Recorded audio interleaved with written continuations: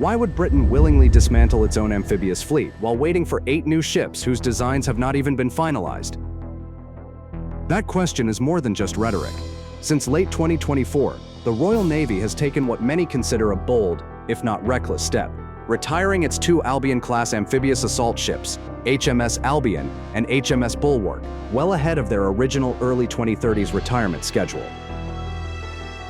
Neither vessel had sailed since 2023 and 2017, respectively, having been placed in extended readiness with no plans to return to active service. HMS Bulwark is now slated to be sold to the Brazilian Navy, while HMS Albion awaits a similar fate. That leaves Britain's entire amphibious capability resting on just 3 Bay-class ships and the aging RFA Argus, a combination that defense analysts say is significantly less capable than the fleet it replaces.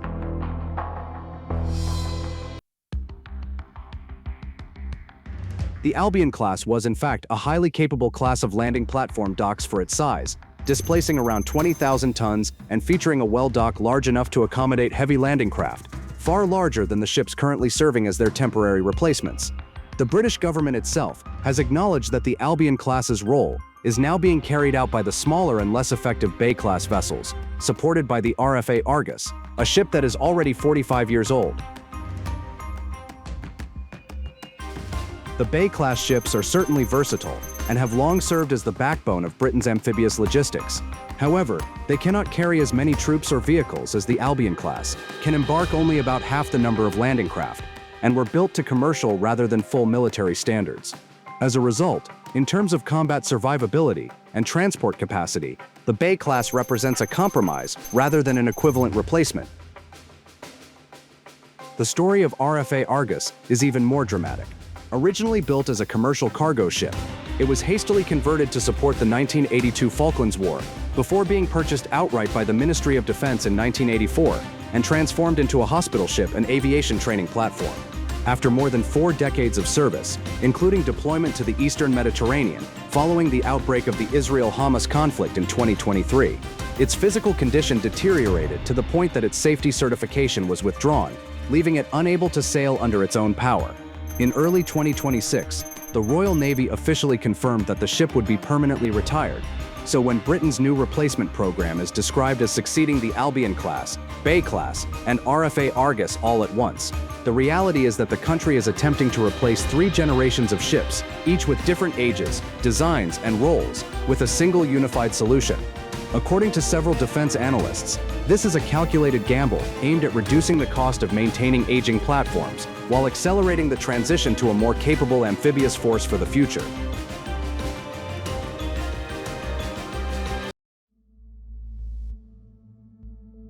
This is where the Damen Enforcer 15628 emerges as a leading contender.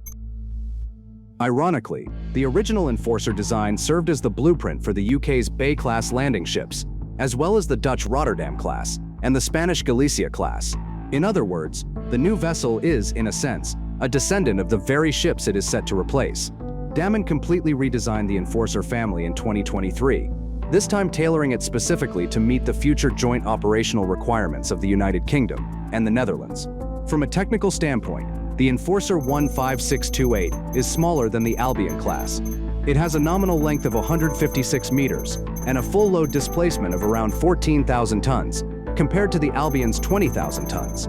However, it is designed as a far more agile platform, optimized for the future commando force concept. The ship can accommodate a crew of approximately 150 personnel, along with between 430 and 560 troops, depending on mission requirements. It features a 1,530 square meter vehicle deck, a floodable well dock, side-mounted roll-on roll-off access, and a 2-spot flight deck. What makes the design particularly interesting is that it is not intended for classic Cold War-style amphibious assaults involving brigade-sized landings on hostile beaches. Much of the forward deck, which resembles a flight deck at first glance, is actually a dedicated area designed to carry and power up to 6 40-foot ISO containers, including modular weapon systems. Meanwhile, the hangar is only large enough to accommodate 2 medium-class NH-90 helicopters and unmanned aerial systems. In terms of armament, the proposed configuration includes a 76mm main gun, 2 30mm cannons, a phalanx close-in weapon system, and decoy launchers. but notably omits a vertical launch missile system. This decision remains the subject of debate, especially considering that these ships may have to transit high-risk waterways, such as the Bab el-Mandeb Strait. The growing threat posed by drones to vessels of this type is also increasingly viewed as a global concern, rather than an issue confined to any single maritime choke point.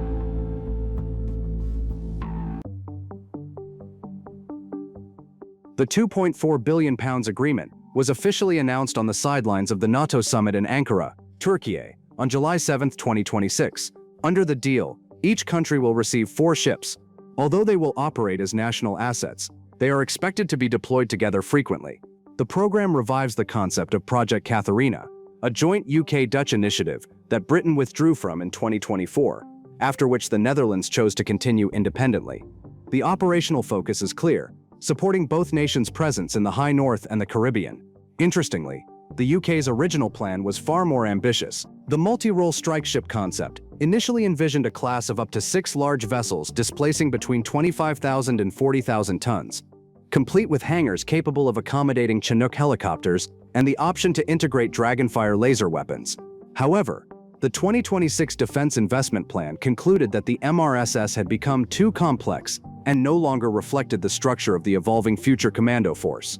As a result, the Ministry of Defense shifted its focus toward exploring opportunities within the Dutch program. Budget realities ultimately scaled back the vision of a massive amphibious assault ship into a leaner, more practical platform. Some analysts have described it as an affordable mini LHD, a highly automated, multi-purpose vessel with a relatively modest crew requirement. It is essentially the maritime equivalent of a Swiss Army knife. Versatile and adaptable, though not intended for high-end anti-submarine warfare or operations as part of a carrier strike group. The broader context is equally significant. This agreement follows a similar UK-Norway deal, covering 5 Type 26 frigates, and forms part of Britain's wider investment in building a hybrid fleet that combines advanced warships with autonomous surface and underwater drones. For the Royal Marines and the Royal Netherlands Marine Corps, this is about far more than simply replacing aging ships. It is about redefining what amphibious operations will look like in the decades ahead. Smaller, more dispersed, increasingly reliant on drones, and far more integrated among NATO allies. What is clear is that the stakes are high. The United Kingdom has chosen to relinquish a proven amphibious capability today in exchange for the promise of a more modern force tomorrow. As is often the case with major defense procurement programs, however, the gap between ambitious promises and ships that actually enter service may prove to be the greatest challenge of all. That's all for today's episode, and thanks for watching.